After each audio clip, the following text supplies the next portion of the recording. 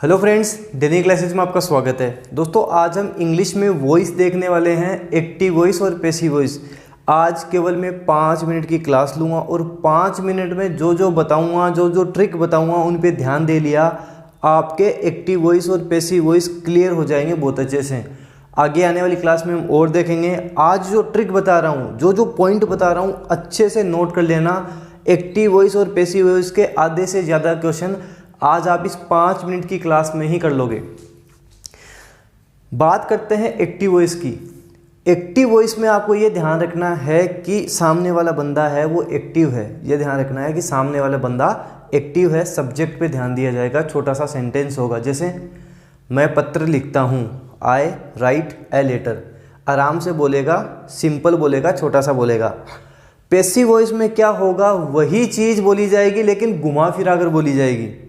या फिर ऐसे ध्यान रखना, पैसिव वॉइस कोई आलसी आदमी है, धीरे धीरे बोलेगा, घुमा फिरा कर बोलेगा। जैसे मैंने बोला एक्टिव वॉइस में मैं पत्र लिखता हूँ, पैसिव वॉइस में बोलेंगे पत्र मेरे द्वारा लिखा जाता है या फिर मेरे द्वारा पत्र लिखा जाता है।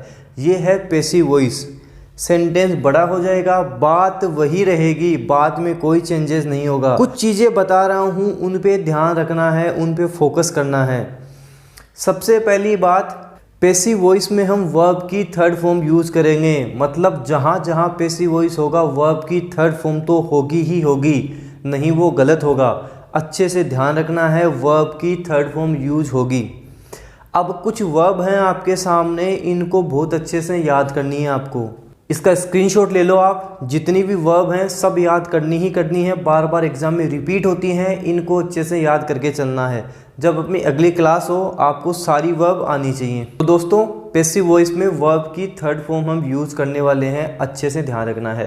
अब कुछ चीज़ें हैं जो आपको एक्टिव वॉइस और पैसिव वॉइस में ध्यान रखनी है। जैसे अगर आपको ही दिख जाए तो उसको हम पैसिव वॉइस में बाई हिम करेंगे। आई दिख जाए तो बाई मी करेंगे। वी दिख जाए तो बाई अस करेंगे। यू दिख जाए तो बाई यू करेंगे। ये कुछ चीज़ें हैं, ध्यान रखो, अच्छे से करनी है आपको। शी दिख जाए तो बाई हर करेंगे। पैसिव वॉइस में इस तरह से हम इसको चेंज कर देंगे। उसके बाद में मैं टेंसेस के बारे में कुछ बता रहा हूँ। पहले मैं टेंसेस आपको कंप्लीट करवा चुका हूँ, अब कुछ चीज़ें बता रहा हूँ पैसिव वॉइस एक्टिव वॉइस में जो ध्यान रखनी है आपको। जैसे मान लो आपको कोई भी कंटिन्यूस टेंस दिखे, present continuous, past continuous, future continuous, कोई भी कंटिन्यूस टेंस दिखे एक्टिव वॉइस में, पैसिव वॉइस में आपको बीइंग प्लस वर्ब की थर्ड फॉर्म लगानी है। ये तो करना ही करना है।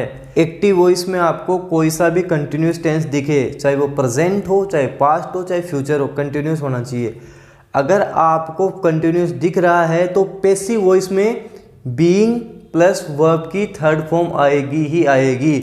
और दोस्तों, मानकर चलना, मुश्किल से लास्ट 2 ही ऑप्शन ऐसे होंगे जहाँ पे इस तरह का मिलेगा। मतलब 90% तो आपका इतने से ही सही हो जाएगा।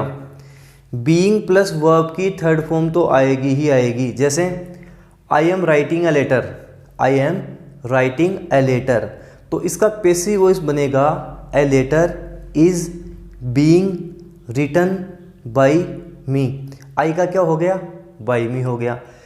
ऑब्जेक्ट था ए लेटर, उसको सबसे पहले लेकर आ गए, क्योंकि ऑब्जेक्ट पैसिव वॉइस में सबसे पहले आ जाएगा। मेरे द्वारा लेटर लिखा जा रहा है, a letter is being written. Is being written, being plus verb की third form, write, wrote, written, तो रिटन बाई मी, इस तरह से हो जाएगा। इनमें क्या बात में कोई फ़र्क नहीं होता, बात वही होती है। मैं लेटर लिख रहा हूँ और पैसिव वॉइस बनेगा मेरे द्वारा लेटर लिखा जा रहा है, बात वही होगी। ऐसे कभी मत कर देना कि एक्टिव वॉइस में तो आप ऐसे बोल रहे हो कि मैं लेटर लिख रहा हूँ, और पैसिव वॉइस में आपने कर दिया कि मैं लेटर लिख रहा था। बात में डिफरेंस नहीं होगा, बात वही रहेगी। I am writing a letter is being written by me. तो ये ध्यान रखना आपको, जो भी कंटिन्यूस टेंस हो कोई दिक्कत नहीं है, बीइंग प्लस वर्ब की थर्ड फॉर्म तो आएगी आएगी। जैसे I was writing a letter, मैं लेटर लिख रहा था। अब इसको आपको क्या करना है, पैसिव वॉइस बनाना है। तो a letter was being written by me, a letter was being written by me. बात में कोई डिफरेंस नहीं है, कोई फ़र्क नहीं है। मैं लेटर लिख रहा था, मेरे द्वारा लेटर लिखा जा रहा था। और दोस्तों, आपको क्या ध्यान रखना है, जब भी आपको सेंटेंस में हैज़, हैव, हैड ये दिख जाएं, इनके साथ वैसे ही वर्ब की थर्ड फॉर्म आती है। पैसिव वॉइस में आपको क्या करना है, इनके साथ बीन लगाकर चलना है, मतलब बीन तो आएगा ही आएगा। जब भी आपको हैज़, हैव, हैड दिख जाए तो पैसिव वॉइस में इनके साथ बीन तो आएगा ही आएगा। अच्छे से ध्यान रखना है।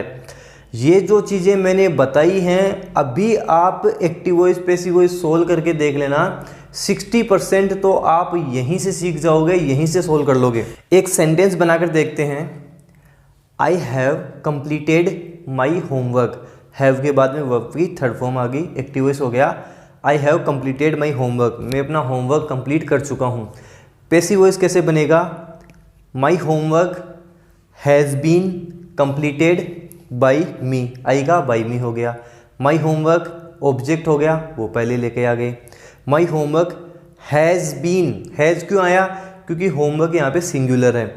माई होमवर्क हैज़ बीन तो आएगा ही आएगा, बीन उसके बाद में वर्ब की third form completed by me, इस तरह से बन जाएगा ये सेंटेंस। अब आप खुद सोल्व करके देखो एक बार, एक्टिव वॉइस पैसिव वॉइस, आधे से ज़्यादा तो आप यहीं सोल्व कर लोगे। जो चीज़ें बताई हैं, ट्रिक बताई हैं, अच्छे से देखो। जो मैंने आपको बताई हैं ये वर्ब याद करनी है। जितनी चीज़ें आज बता चुका हूँ अच्छे से कवर कर लो। एक्टिव वॉइस पैसिव वॉइस बहुत आसानी से आपके समझ में आ जाएंगे। अगली क्लास में अच्छे से इनको सबको लेकर चलेंगे, सबको देखेंगे। आज जितना बता दिया उतना करो। एक्टिव वॉइस और पैसिव वॉइस में आपके पूरे में से पूरे नंबर आएंगे, एक भी आपका गलत नहीं होगा। इनको अच्छे से कवर कर लो। अगली क्लास में और चीज़ें इसके बारे में हम देखेंगे। Thank you.